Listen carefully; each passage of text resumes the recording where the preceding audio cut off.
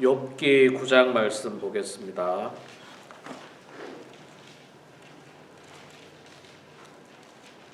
욥기서 9장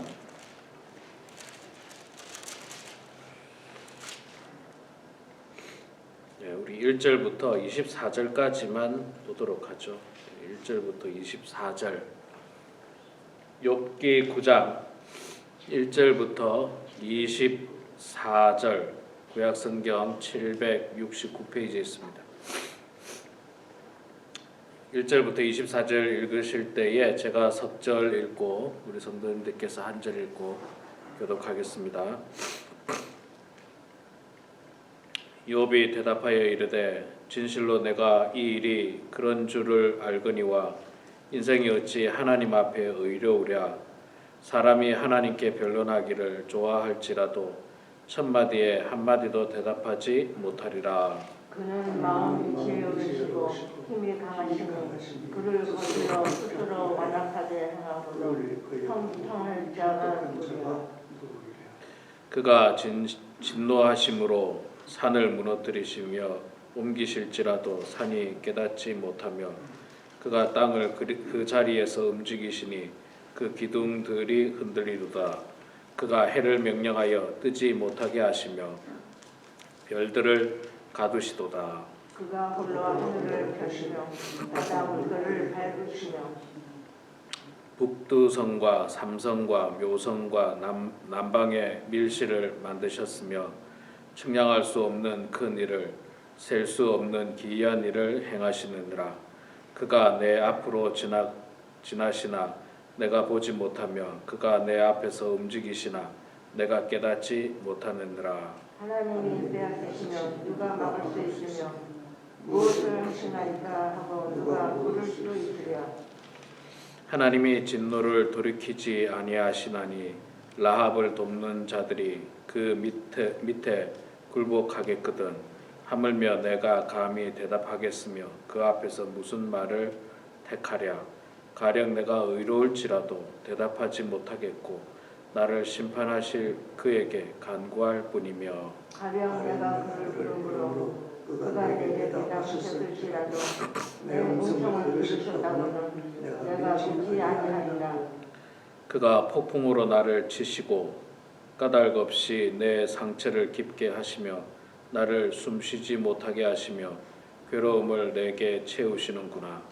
힘으로 말하면 그가 강하시고 심판으로 말하면 누가 그를 소환하겠느냐. 가령 내가 의로울지라도 내 입이 나를 정죄하리니 가령 내가 온전할지라도 나를 정죄하시리라. 나는 온전하다마는 내가 나를 돌보지 아니하고 내 생명을 천히 여기는구나. 일이 다 같은 것이라. 그러므로 나는 말하기를 하나님이 온전한 자나 악한 자나 멸망시키신다 하나니 갑자기 재난이 닥쳐 죽을지라도 무죄한 자의 절망도 그가 비웃으시리라. 세상이 악인의 손에 넘어갔고 재판관의 얼굴로 가리졌나니 그렇게 대비합니다. 그가 아니시면 누구냐. 아멘. 네, 오늘 이렇게 또 새벽에 나오신 우리 사랑하는 성도님들 축복하고 환영합니다. 우리 홍 권사님 건강 좀 괜찮으세요? 예, 감사합니다.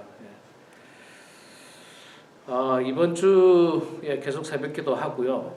제가 다음 주에 한국을 갑니다. 2주 동안 한국을 가서 이번 주까지는 새벽기도 하고 다음 주 하고 그 다음 주 2주는 일단 쉬고 제가 두 번은 따로 연락드리도록 하겠습니다. 예. 자, 오늘 욥기서 9장 말씀 우리가 읽었습니다. 8장에 빌닷이 이 욥에 대해서 말을 하고 그 다음에 이제 9장에 그 빌닷의 말에 대해서 욥이 이제 대답하는 형식으로 이야기를 하고 있습니다. 빌닷의 이야기는 계속 그 엘리바스와 똑같이 네가 죄를 지어서 그렇다. 아니면 네 아들이 죄를 지어서 그렇다. 너의 자녀들이. 8장 4절에 내 자녀들이 주께 죄를 지었으므로 주께서 그들을 그 죄에 버려 두셨나니 예, 엘리바스는 네가 죄를 지었다 그렇게 표현했고요. 빌닷은 그러니까 그 엘리바스의 말에 대해서 욥이 내가 죄 지은 거 아니다라고 이야기하니까 이제 빌닷이 하는 말이 아마도 네 자녀들이 죄를 지었는가 보다. 그렇지 않고 이런 일이 생기겠느냐. 뭐 지난 토요일도 말씀드렸습니다만 참 이게 부모로서 얼마나 뼈아픈 말입니까? 친구가 와서 한다는 말이 네 자녀가 죄를 지어서 그렇다. 가만히 있는 자녀까지 들먹이면서 죄를 이야기하니까 얼마나 속상하겠어요. 속상한데 자 거기에 대해서 이제 욥이 대답하는 내용이 이제 9장의 말씀입니다. 욥의 친구들은 결국 그 인과응보다 이런 표현이에요. 네가 뭔가 죄를 지었으니까 그 죄에 대해서 하나님께서 벌하시는 거다. 인과응보적인 논리로 욥을 정죄를 하고 있는데 그런 상황 속에서도 욥은 그 참 놀라운 고백을 하게 됩니다. 어떤 고백을 하느냐면 그 2절에 보니까 진실로 내가 이 일이 어찌 그런 줄 알거니와 인생이 어찌 하나님 앞에 의로우랴. 자, 이 말은 무슨 말이냐면 인간이 아무리 의로울지라도 하나님보다 더 의롭지 못하다는 거예요. 하나님보다 더 의롭지 못하다. 그래서 인간은 그분의 섭리를 따를 수밖에 없다. 무슨 일이 생기든지 간에 그분의 섭리를 따를 수밖에 없다는 것을 인정한다는 거예요. 인정한다. 그러니까 함부로 뭐 그 하나님을 비난하거나 내가 하나님을 비난하거나 하나님에게 원망하거나 그럴 수조차 없는 게 인간이라는 것을 욥이 이야기하고 있습니다. 우리는 뭐 늘 말씀드리지만 조금만 고난이 와도 쉽게 하나님을 원망하잖아요. 하나님 원망하고 또 하나님 앞에 분노하고 뭐 이런 경우들이 간혹 있는데 이런 것은 정말 뭐라고 이야기해야 될까요? 참 그 어리석은 거예요. 우리 그 어린아이가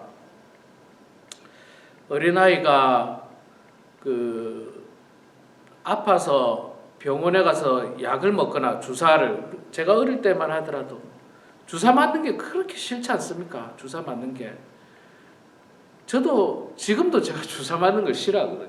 뾰족한 피 뽑는 걸 아주 싫어하는데 어린 시절에도 싫어했거든요. 제가 지금도 기억하는데 어린 시절에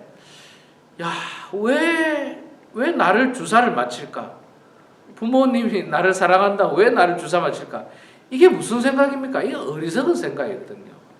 이게 미워서 맞히는 겁니까? 아니거든요. 미워서 맞히는 게 아니고 아픈 걸 빨리 낫게 하려고 주사를 맞힌 거예요. 주사가 근데 어릴 시절에 너무 아팠어요. 너무 고통스러웠어요. 너무 고통스러웠지만 그거는 다 나를 위한 거였어요. 결국은 이게 마치 욥과 하나님과의 관계예요. 욥이 고난을 당하든 우리 인간이 어떤 고난을 당하든 역경을 당하든 무슨 일을 당하든 사실은 하나님께서 우리를 다 멀리 내다보시고 아주 더 깊게 내다보시고 우리를 위해서 하는 일인데 그것도 모르고 원망해요. 원망.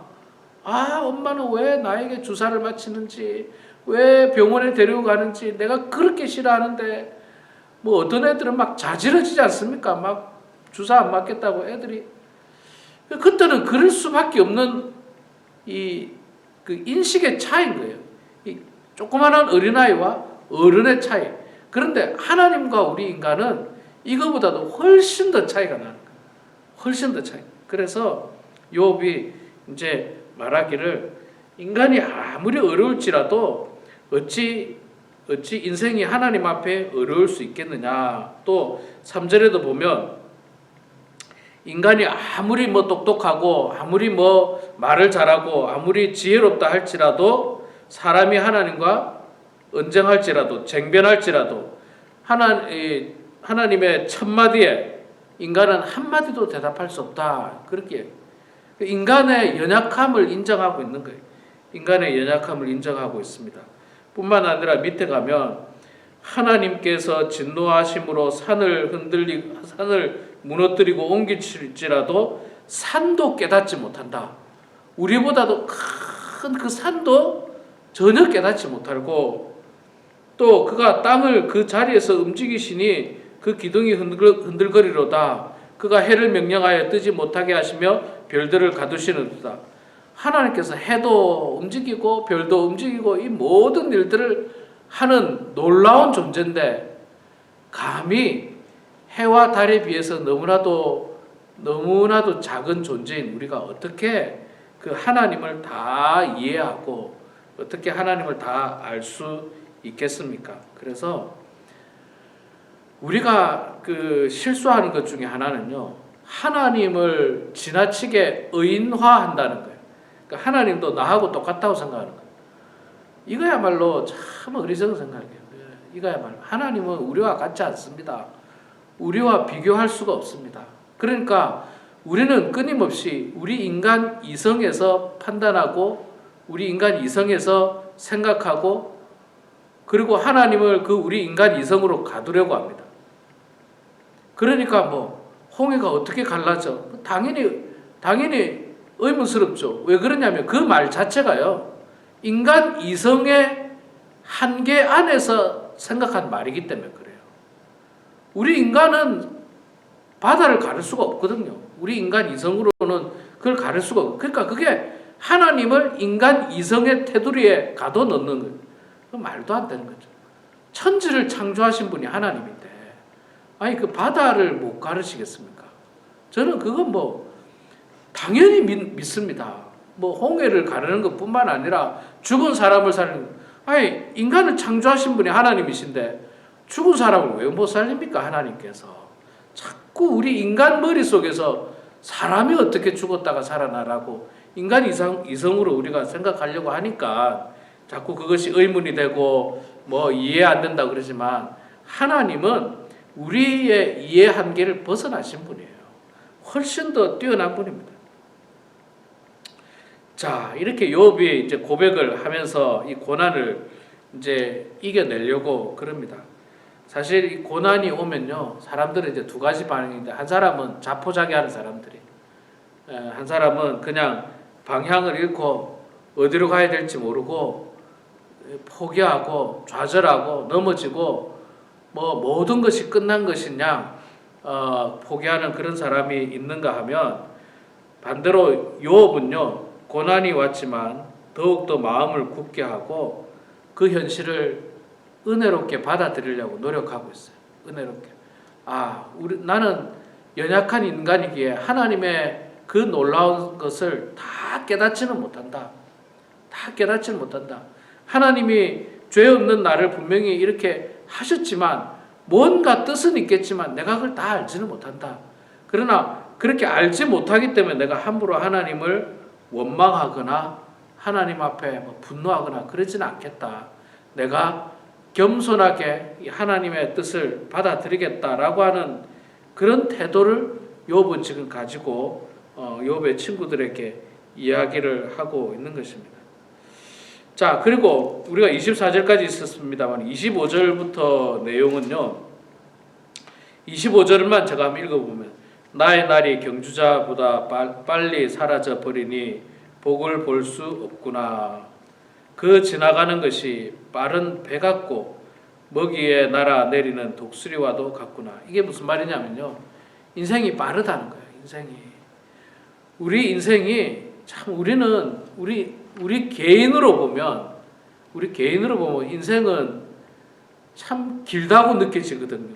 우리 개인으로 보면. 근데 하나님은 천지를 지었을 때부터 지금까지 보면 우리의 인생은 진짜 점처럼 살다 가는 거예요.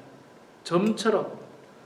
수천 년의 역사 가운데 100년도 못 사는 아주 점처럼 우리는 그냥 살다 가는 아주 빠른 인생이에요. 빠른 인생. 그 빠른 인생을 욥은 그 빠르게 지나가는 인생에서 무엇을 자신이 기억해야 되는지를 분명히 알고 있는 것입니다. 그 하나님께서 이 빠른 인생 가운데 우리와 함께 하셨고, 또 이 고통도 뭐 굉장히 오래 갈 것처럼 느껴지지만 언젠가는 또 이 끝이 있을 것을 욥은 또 고백을 하고 있는 것입니다. 그래서 사실 우리는 이 빠른 인생에서 있잖아요. 이 땅에서 고난을 당하고 어려움을 당해도 언젠가는 그 끝이 있습니다. 언젠가 그 끝이 있어요. 그리고 우리는 다 본향으로 가게 돼 있어요. 원래 우리 집이 여기가 아니고 원래 우리 집 본향으로 가게 될 텐데 이 고통도 그 빠른 세월에 묻혀서 금방 지나가는 거예요. 금방 지나가는 거예요. 그러니까 이제 이 고난이 왔을 때 잘 극복하지 못하는 사람은요, 이 고난이 역경이 영원할 거라고 생각합니다. 나는 이 고난에서 영원히 벗어날 수 없을 거라고 생각하는데 그렇지 않아요. 그래서 세상 사람들도 이런 말을 많이 쓰잖아요. 이 또한 지나가리. 이 또한 지나가리. 진짜 인생 지나고 보니까요, 여러분들도 느끼시잖아요. 지나가더라고요. 고난이 있었는데 또 시간이 되니까 또 지나가더라고요. 야, 이거 정말 어떻게 이걸 극복할까 했던 일이 있었는데 언제 끝났는지도 모르게 또 그냥 지나가 버렸어요. 지나가 버렸어요. 저도 이제 목회를 하고 신앙생활을 하다 보고 또 인간관계를 경험하다 보면요, 어떻게 이걸 극복해야 될까? 이럴 때가 참 종종 있어요. 어떻게 이를 극복해야 될까? 그런데 제가 경험해 본 바에는 이 또한 지나가거든요. 그러니까 어떻게 해야 되느냐면 잘 참고 견뎌야 돼요. 잘 참고 견뎌야 돼요. 그거더라고요. 답이 그거더라고요. 야, 이거 어떻게 또 이 문제를 어떻게 해결할까? 이 어려움을 어떻게 할까? 이 끝은 언제일까? 이런 생각인데 분명히 이 또한 지나갈 거다.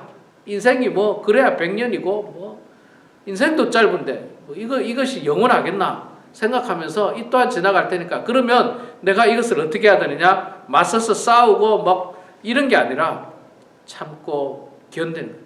지금 욥에게 필요한 게 이거예요. 참고 견뎌내는 거예요. 견뎌내는 거.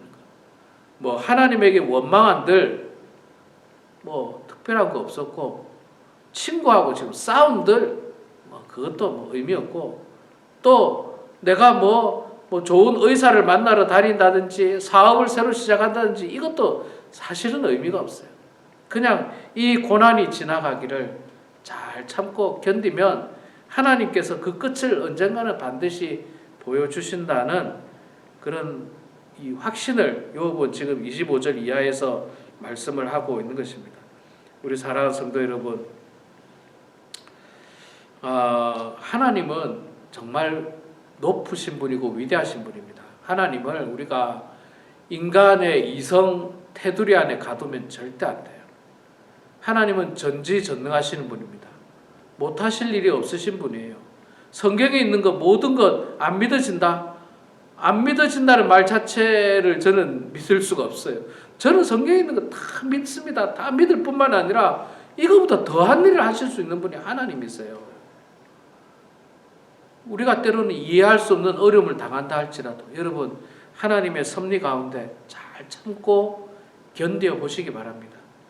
분명 그 끝이 있을 것이고 그 끝에는 하나님의 뜻이 끝에 가서 우리가 알게 되고 발견하게 될 것입니다. 그것은 나중에 우리가 보게 될 텐데 욥을 더욱더 하나님께서 높이 세우시기 위해서 그렇게 하셨다는 것을 우리가 깨닫게 될 텐데 이 말씀을 기억하시면서 우리도 고난과 역경을 잘 견디고 이겨내는 그런 우리 모두가 되길 주의 이름으로 축원합니다.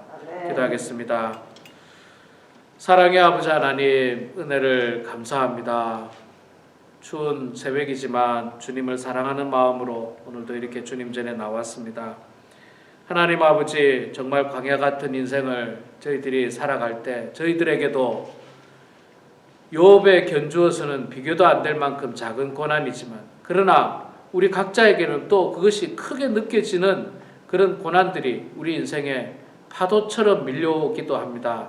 큰 파도가 왔다가 또 지나가고 안 올 것 같지만 또다시 큰 파도의 고난들이 우리를 덮치기도 하는데 하나님 아버지 그럴 때마다 늘 주님 바라보고 주님 의지하고 하나님 앞에 원망하거나 분노하거나 그런 어리석음을 범하지 않고 분명 이 안에 하나님의 깊은 뜻이 있음을 깨닫고 기도하면서 잘 견디고 극복하는 그런 성도들 다 될 수 있도록 아버지 하나님 도와주시옵소서.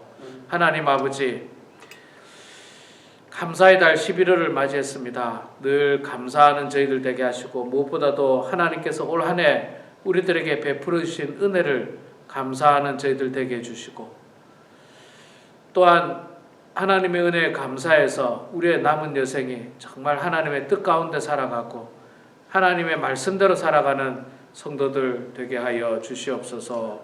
하나님 아버지, 우리 범은 한인교회 소속된 성도님들, 연로하신 분들, 또 우리 모든 성도들이 어려움 당하지 않도록 주님 도와주시고, 또 아픈 모든 성도들 하루속히 나음 받게 해주시고, 여전히 코로나 바이러스로 힘들어하는 많은 이웃들 또 성도들 가운데 주님께서 함께 해주셔서 주님의 은혜 가운데 깨끗함 받게 해주시고 건강을 되찾을 수 있도록 도와주시며, 아버지 하나님, 우리가 정말 늘 그리스도 안에서 보호함 가운데 살아갈 수 있도록 하나님 아버지 도와주시옵소서. 오늘도 기도로 하루를 시작합니다. 성령께서 우리의 기도를 들어주시고 응답해 주셔서 하나님의 뜻 가운데 모든 일들이 이루어지는 은혜가 오늘 이 아침 가운데 있게 하여 주시옵소서. 감사드리며 살아계신 예수님의 이름으로 기도드리옵나이다. 아멘.